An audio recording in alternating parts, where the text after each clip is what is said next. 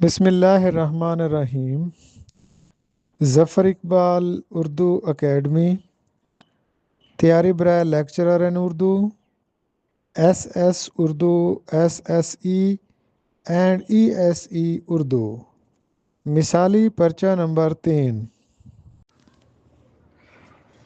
سوال نمبر 1 ہے، درست تلفظ بتانا ہے۔ تو اس لفظ کا درست تلفظ ہے غزل۔ بہت سے لوگ اس کو غزل پڑھتے ہیں، جبکہ درست تلفظ ہے غزل۔ غائن پر زبر اور زے پر زبر ہے، غزل اس کو پڑھیں گے۔ سوال نمبر 2 ہے، غزل کس زبان کا لفظ ہے؟ تو اس کا درست جواب یہ ہے کہ غزل عربی زبان کا لفظ ہے۔ اس کو عربی بھی نہیں پڑھنا، بلکہ لفظ ہوتا ہے عربی۔ سوال نمبر 3 ہے کہ غزل کے لغوی معنی کیا ہیں؟ یہ سوال اکثر پوچھا بھی جاتا ہے۔ تو اس کا درست جواب یہ ہے کہ غزل کا لغوی مطلب ہے عورتوں سے باتیں کرنا۔ بنیادی طور پر غزل عربی زبان کے لفظ غزال سے نکلا ہے، جس کا مطلب ہوتا ہے ہرن۔ غزل کا لغوی معنی ہوتا ہے عورتوں سے باتیں کرنا۔ ہرن کے منہ سے شکاری کی ڈر کی وجہ سے جو آواز نکلتی ہے، اس پرسوز آواز کو بھی غزل کہا جاتا ہے۔ عشق حقیقی اور عشق مجازی اور حسن و عشق کا بیان اس کے بنیادی موضوعات ہیں۔ غزل ابتدا میں قصیدے کا حصہ تھی، قصیدے کا تشبیب تھی، جسے رودکی نے سب سے پہلے الگ غزل کی حیثیت دی۔ غزل کے لیے قافیہ بہت ضروری ہوتا ہے۔ غزل ہمیشہ کسی نہ کسی بحر میں لکھی جاتی ہے۔ غزل میں ردیف بھی استعمال کی جا سکتی ہے، لیکن غزل کے لیے ردیف ضروری نہیں ہوتی۔ جس غزل میں ردیف ہو اسے مردف غزل، اور جس غزل میں ردیف نہ ہو اسے غیر مردف غزل کہا جاتا ہے۔ غزل میں کم سے کم 5 اشعار ہونے چاہیے، زیادہ سے زیادہ پر کوئی پابندی نہیں ہے۔ ایک مشہور شعر ہے کہ یار سے پیار کی باتوں کو غزل کہتے ہیں، زلف و رخسار کی باتوں کو غزل کہتے ہیں۔ غزل میں عشق حقیقی اور عشق مجازی کے علاوہ ہر قسم کے موضوعات کے متعلق اظہار خیال کیا جا سکتا ہے۔ غزل اردو ادب کی ایک کامیاب صنف سخن ہے، اور اردو ادب میں سب سے زیادہ ذخیرہ بھی غزل ہی کا ہے۔ غزل کا آغاز دکن سے ہوا۔ اس سے پہلے امیر خسرو کو اردو کا پہلا غزل گو سمجھا جاتا رہا۔ اس کے بعد پھر آب حیات میں مولانا محمد حسین آزاد نے ولی دکنی کو اردو کا پہلا باقاعدہ غزل کو کہا۔ اس کے بعد جدید تحقیق کے مطابق اردو غزل کا پہلا شاعر مسعود سعد سلمان ہے، اور اس کا فارسی دیوان تو موجود ہے، لیکن اس کا ہندی دیوان ناپید ہے۔ تو پہلا غزل گو عام طور پر امیر خسرو کو سمجھا جاتا ہے، پہلا باقاعدہ غزل گو ولی دکنی کو سمجھا جاتا ہے۔ غزل کا بنیادی موضوع حسن و عشق ہوتا ہے۔ غزل علائم و رموز کی زبان ہے، یعنی علامات، اشاروں اور کنایوں میں اپنی بات کا اظہار کیا جاتا ہے۔ غزل کی بنیادی اکائی، اس کا لازمی جزو، اس کی لازمی خوبی سوز و گداز ہے۔ میر تقی میر اور مرزا محمد رفیع سودا کے عہد کو اردو شاعری کا زریں عہد کہا جاتا ہے۔ جبکہ مومن، غالب اور ذوق کے عہد کو اردو غزل کا عہد زریں کہا جاتا ہے۔ سوال نمبر 9 ہے کہ غزل کا سب سے بہترین شعر کیا کہلاتا ہے؟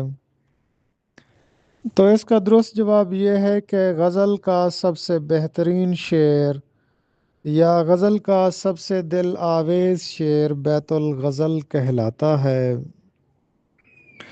سوال نمبر 10 ہے کہ جدید غزل کا بانی یا مجدد غزل کسے کہا جاتا ہے؟ تو اس کا درست جواب یہ ہے کہ جدید غزل کا بانی حسرت موہانی کو کہا جاتا ہے، اور حسرت موہانی کو مجدد غزل بھی کہا جاتا ہے۔ سوال نمبر 11 ہے کہ ایسی غزل جو کسی شاعر کی پہچان بن جائے اس کو کیا کہتے ہیں؟ تو اس کا درست جواب یہ ہے کہ ایسی غزل جو کسی شاعر کی پہچان بن جائے اس کو سگنیچر غزل کہتے ہیں۔ جیسے احمد فراز کی مشہور زمانہ غزل ہے جو ان کی سگنیچر غزل ہے، سنا ہے لوگ اسے آنکھ بھر کے دیکھتے ہیں، سنا ہے لوگ اسے آنکھ بھر کے دیکھتے ہیں، سو اس کے شہر میں کچھ دن ٹھہر کے دیکھتے ہیں، سنا ہے ربط ہے اس کو خراب حالوں سے، سو اپنے آپ کو برباد کر کے دیکھتے ہیں، سنا ہے درد کی گاہک ہے چشم ناز اس کی، سو ہم بھی اس کی گلی سے گزر کے دیکھتے ہیں، سنا ہے اس کو بھی ہے شعر و شاعری سے شغف، سو ہم بھی معجزے اپنے ہنر کے دیکھتے ہیں، سنا ہے بولے تو باتوں سے پھول جھڑتے ہیں، یہ بات ہے تو چلو بات کر کے دیکھتے ہیں، سنا ہے رات اسے چاند تکتا رہتا ہے، ستارے بام فلک سے اتر کے دیکھتے ہیں، سنا ہے دن کو اسے تتلیاں ستاتی ہیں، سنا ہے رات کو جگنو ٹھہر کے دیکھتے ہیں، سنا ہے حشر ہیں اس کی غزال سی آنکھیں، سنا ہے اس کو ہرن دشت بھر کے دیکھتے ہیں، سنا ہے اس کے لبوں سے گلاب جلتے ہیں، سو ہم بہار پہ الزام دھر کے دیکھتے ہیں، سنا ہے اس کے بدن کی تراش ایسی ہے کہ پھول اپنی قبائیں کتر کے دیکھتے ہیں، سنا ہے اس کے شبستان سے متصل ہے بہشت، مکیں ادھر کے بھی جلوے ادھر کے دیکھتے ہیں، اب اس کے شہر میں ٹھہریں کہ کوچ کر جائیں، فراز آؤ ستارے سفر کے دیکھتے ہیں۔ سوال نمبر 12 ہے غزل کے لیے کون سی چیز ضروری ہے؟ تو اس کا درست جواب یہ ہے کہ غزل کے لیے قافیہ ضروری ہے۔ سوال نمبر 13 ہے غزل کا پہلا شعر کیا کہلاتا ہے؟ تو غزل کے پہلے شعر کو مطلع کہا جاتا ہے۔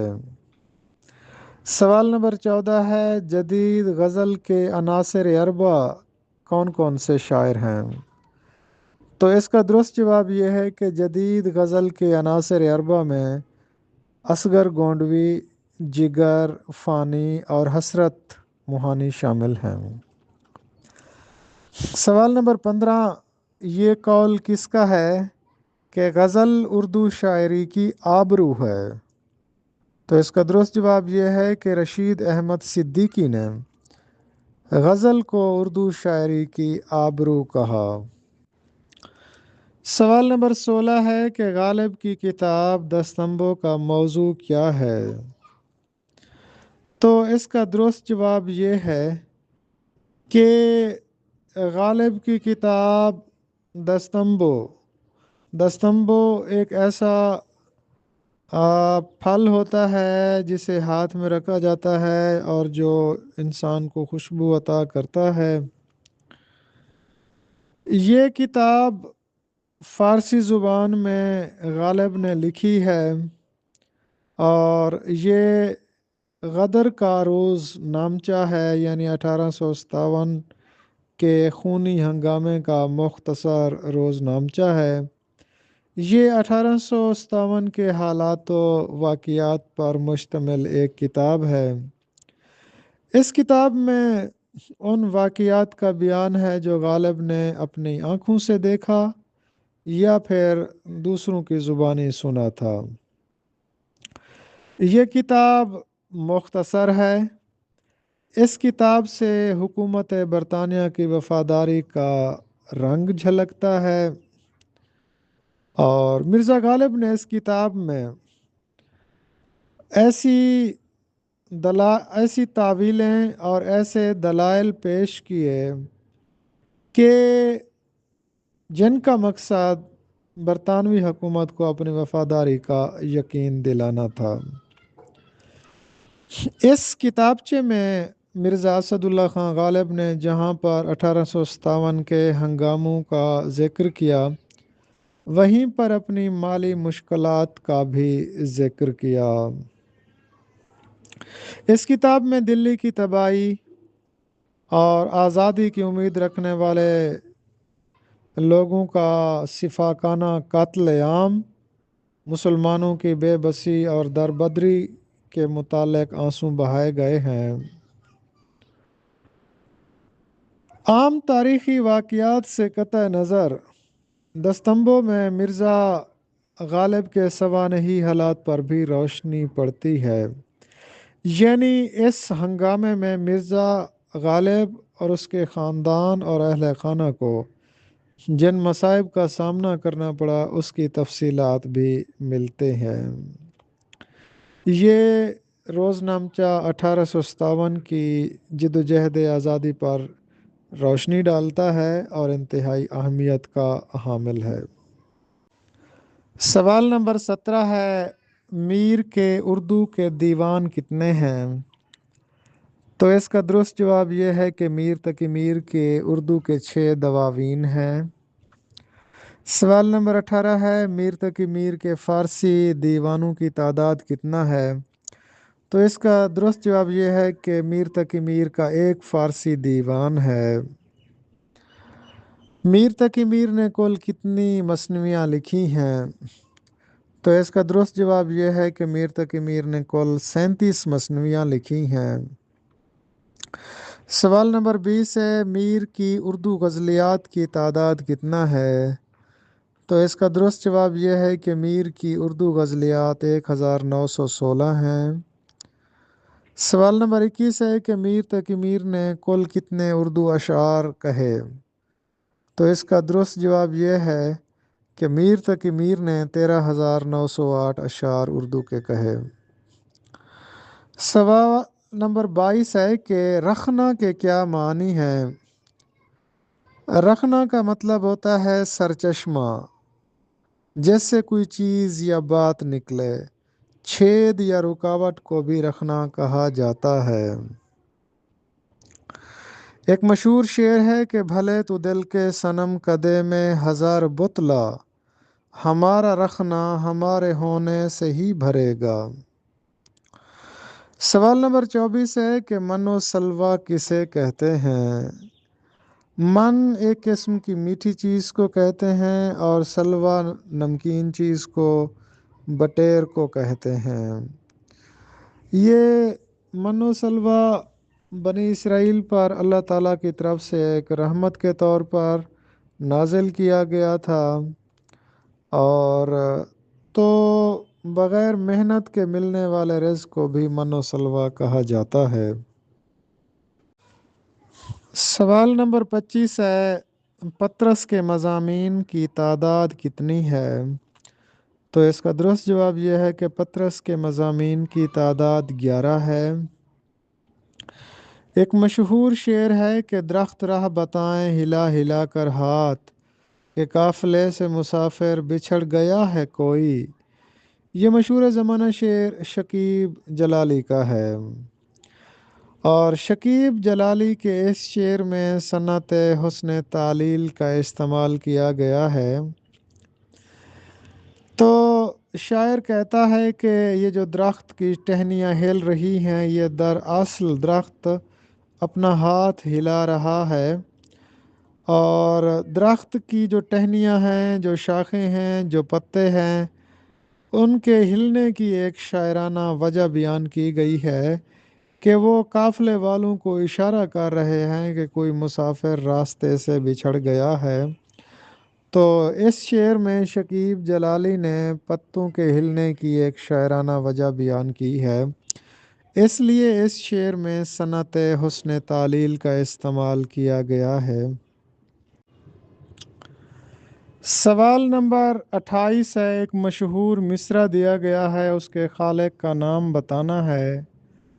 وہ مشہور مصرع ہے، آج جانے کی ضد نہ کرو۔ یہ فیاض ہاشمی کی مشہور زمانہ غزل کا پہلا مصرع ہے۔ آج جانے کی ضد نہ کرو، یوں ہی پہلو میں بیٹھے رہو۔ آج جانے کی ضد نہ کرو، ہائے مر جائیں گے ہم تو لٹ جائیں گے۔ ایسی باتیں کیا نہ کرو، آج جانے کی ضد نہ کرو۔ تم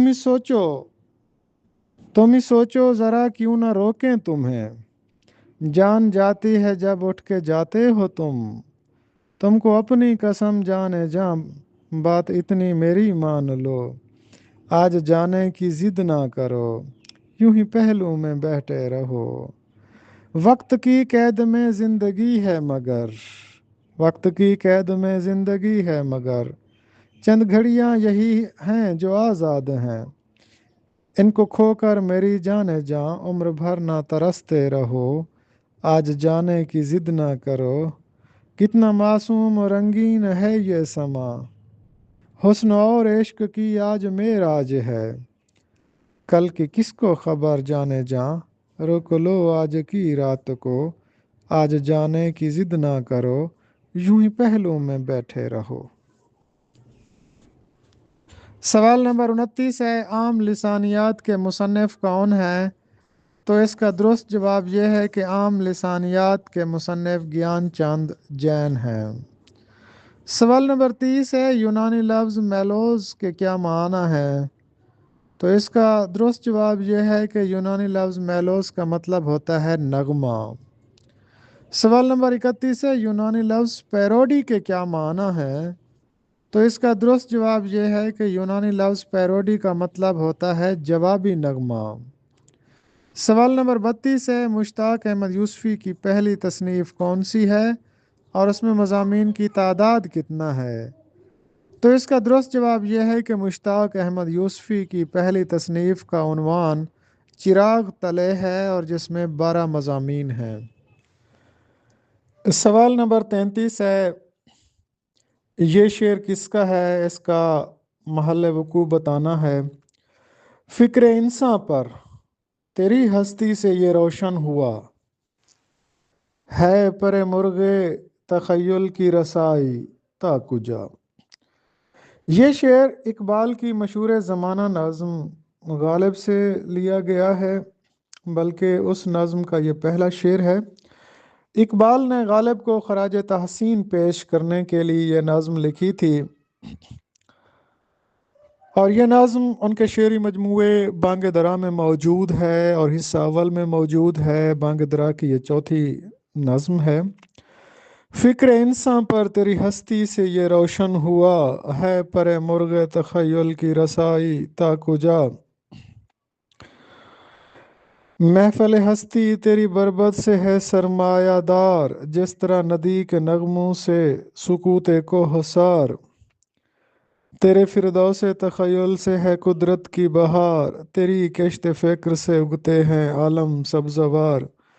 زندگی مضمر ہے تیری شوخی تحریر میں، تاب گویائی سے جنبش ہے لب تصویر میں۔ نطق و سوناز ہیں تیرے لب ایجاز پر، محو حیرت ہے ثریا رفعت پرواز پر۔ آہا تو اجڑی ہوئی دلی میں آرامیدہ ہے، گلشن ویمر میں تیرا ہم نوا خوابیدہ ہے۔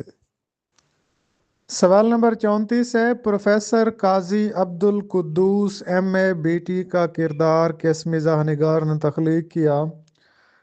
तो इसका दुरुस्त जवाब ये है कि प्रोफेसर काजी अब्दुल कुद्दूस MA BT का किरदार मुश्ताक अहमद यूसुफी का तख्लीक करदा है।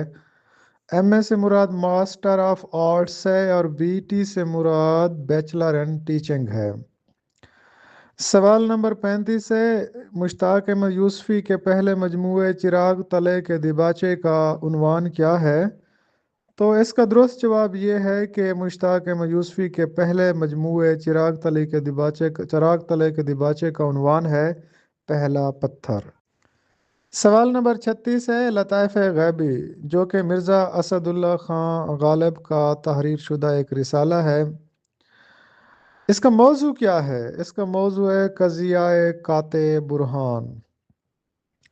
सवाल नंबर 37, गैसुए उर्दू अभी मिन्नत पजीर शाना है, शमा ये सौदाई दिलसोजी ये परवाना है। ये बांग दरा का शेर है जो कि इकबाल की नाज़्म गालिब में मौजूद है। सवाल नंबर 38 है, ख्वाब ले लो किसकी मशहूर ज़माना नज़्म है और उसके किस मजमूए में मौजूद है?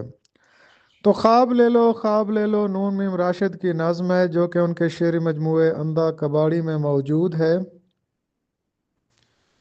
नून मीम राशिद कहते हैं कि शहर के गोशों में हैं बिखरे हुए पाशिकस्ता सरबुरीदा ख्वाब, जिनसे शहर वाले बेखबर, घूमता हूँ शहर के गोशों में रोज़ व शब, कि इनको जमा कर लूँ दिल की भट्ठी में तपाऊँ जिससे छट जाए पुराना मैल। इनके दस्त पा फिर से उभर आए, चमक उठें लबो रुखसारो गर्दन, जैसे नवा रास्ता दुल्हनों के दिल की हसरतें, फिर से इन ख्वाबों को समते राह मिले।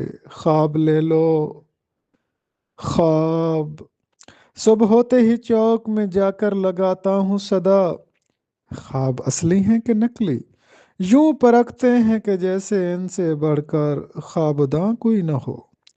ख्वाबगर मैं भी नहीं सूरत गर सानी हूँ, सूरत गर सानी हूँ बस, हाँ मगर मेरी मुईशत का सहारा ख्वाब है।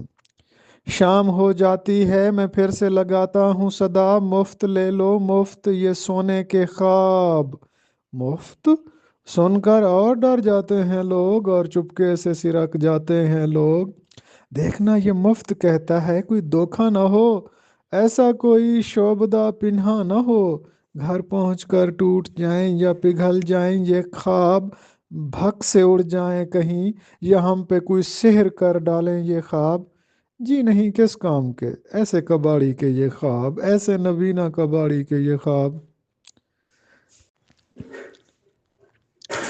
रात हो जाती है ख्वाबों के पलंदे सर पर रख कर मुंह बिसोरे लौटता हूँ, रात भर फिर बुड़बुड़ाता हूँ ये ले लो ख्वाब, और ले लो मुझसे इनके दाम भी, ख्वाब ले लो ख्वाब मेरे ख्वाब, ख्वाब इनके दाम भी। सवाल नंबर 39 है, काजी की जमा क्या है? तो इसका दुरुस्त जवाब यह है कि काजी की जमा कुज़ात है। सवाल नंबर 40, बताइए ये मशहूर शेर किस शायर का है? हम ऐसे अहले नज़र को सबूत हक के लिए, अगर रसूल न होते तो सुबह काफ़ी थी। ये कहना है जोश मलीही आबादी ने ये शेर कहा है। सवाल नंबर 41 है, उर्दू अफसाने का नकीब किस अफसाने को कहा जाता है? तो इसका दुरुस्त जवाब यह है कि उर्दू अफसाने का नकीब अफसाना कफन को कहा जाता है। सवाल नंबर 42 है, हद से बढ़ा हुआ एहसास तफाखुर क्या कहलाता है? तो इसका दुरुस्त जवाब यह है कि हद से बढ़ा हुआ एहसास तफाखुर नरगसियत कहलाता है। सवाल नंबर 43 है, नसीम हिजाजी का पहला मुकम्मल नावल कौन सा है? तो इसका दुरुस्त जवाब यह है कि नसीम हिजाजी का पहला मुकम्मल नावल दास्तान मुजाहिद है। سوال نمبر 44 ہے، ہدایت کا متضاد کیا ہے؟ تو اس کا درست جواب یہ ہے کہ ہدایت کا متضاد ضلالت ہے۔ سوال نمبر 44 ہے کہ شعر میں الفاظ کی تعداد، وزن اور ترتیب اگر یکساں ہو تو اس صنعت کو کیا کہتے ہیں؟ تو اس صنعت کو صنعت ترسیع کہا جاتا ہے۔ یہ ایک ایسی صنعت ہے جس میں شعر کے دونوں مصروں کے تمام ارکان باہم ہم وزن اور ہم قافیہ اور ہم ردیف ہوتے ہیں۔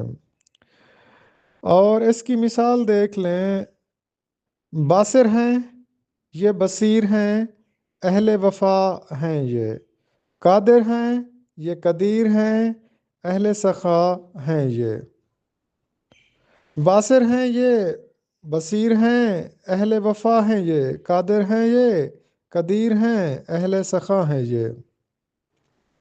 سوال نمبر 45 ہے، جام سفال کا کیا معنی ہے؟ تو اس کا مطلب ہے مٹی کا پیالہ۔ گرامر کی روح سے جام جم کا کیا مطلب ہوتا ہے؟ گرامر کی روح سے جام جم کا مطلب ہوتا ہے تلمیحی۔ تلمیذ الرحمن کا مطلب ہوتا ہے خدا کا شاگرد۔ آغا تلمیذ الرحمن یہ مشتاق احمد یوسفی کا تخلیق کردہ کردار ہے۔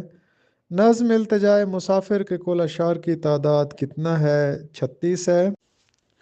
ڈاکٹر علامہ محمد اقبال جب یورپ میں تعلیم کے لیے جا رہے تھے تو جانے سے قبل انہوں نے دہلی میں حضرت محبوب الہی نظام الدین اولیاء کے مزار پر حاضری دی تھی اور نظم التجائے مسافر لکھی تھی۔ فرشتے پڑھتے ہیں جس کو وہ نام ہے تیرا، بڑی جناب تیری فیض عام ہے تیرا، ستارے عشق کے تیری کشش سے ہیں قائم، نظام مہر کی صورت نظام ہے تیرا، تیری لحد کی زیارت ہے زندگی دل کی، مسیح و خضر سے اونچا مقام ہے تیرا۔ سوال نمبر 50 ہے، سینٹ جارج کالج مدراس میں کب قائم کیا گیا؟ تو اس کا درست جواب یہ ہے کہ سینٹ جارج کالج مدراس میں 1812 میں قائم کیا گیا۔